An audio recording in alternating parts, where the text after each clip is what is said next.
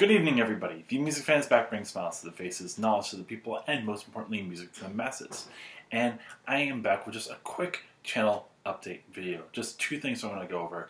First thing is, I know that 5-minute theories have been gone for the last couple of weeks, and it's for a particular reason. I have a new series I'm going to be starting on for 5-minute theory, talking about scales, and I wanted to figure out exactly how I want to approach this particular series, as well as I have basically an introduction video that I want to talk about exactly like why these scales are made the way that they are, and I'm trying to find the best way of approaching that in 5 minutes that isn't too complicated, because this particular subject is very hard to talk about, but at the same time I know for myself, and I know for the students that I have taught, there have been students who, as I start teaching the major scale, they're asking, why is this the way that it is? So I want to give the answer off the bat instead of doing it at the end. So I'm going to have a 5-minute theory this Friday. I do appreciate those who have been patient for that particular video. Second thing, I threw this particular idea out months ago, but I'm finally going to bring it back for the foreseeable future for RU-INS. Now, I am someone who doesn't like the number system when it comes to reviewing albums. Biggest reason is, how do you approach one 7 and compare it to another 7? Or like, why would you stay away from an album when it's a 6 but listen to it when it's a 7? There's a lot of really gray areas when it comes to that. But at the same time, I know that my reviews aren't always helpful at the end in terms of whether you should listen to it or not. So I'm going to approach it in a different way. Now, when I'm going to review it, I'm not talking about the hardcore fans of this band or the outsiders, the ones who aren't going to be listening to this.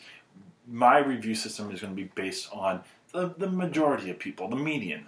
So I'm going to break it down into 5 ways, and I'll hopefully come up with something clever in terms of the actual names eventually. But basically what it's going to boil down to is the best rating that you're going to get is listen to it on repeat. That makes really a lot of sense. Not only listen to the album, but listen to it over and over again. Second thing is listen to the album once. Whether that means that it's good, but not good enough to continue listening to it, or if it's something like an album that isn't necessarily amazing, but is something that needs to be listened to once. Whether it's something like really out there, or something that is just really appropriate for this time. Next is basically pick and choose. So from there, it's like I would tell you which songs I personally think that you should listen to from this album. That way you can minimize your time. Next is literally just listening to the singles. A lot of people sometimes get hyped on an album based on the singles themselves, and there are some albums that are just only worthy of listening to their singles. Finally, avoid it completely. That way, you don't spend your time on it at all. I think that's a pretty easy system, and one that hopefully that you guys can get behind, and one that I can at least give you, so that way you have a little bit more clarity with how I feel about certain albums. So let me know if you like this system, or if you even have some catchy ideas for some of the levels on this system. Thank you so much for your continued support. I really enjoy making these videos for you. I'm really happy to have recently been able to do my 100th RU-IN, and I'm looking forward to even more.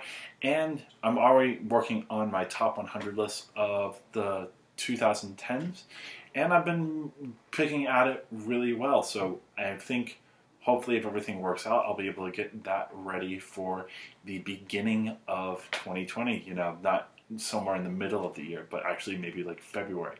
So I'm feeling good, I'm feeling confident, I'm feeling really productive when it comes to this channel, and I hope that you are seeing the results.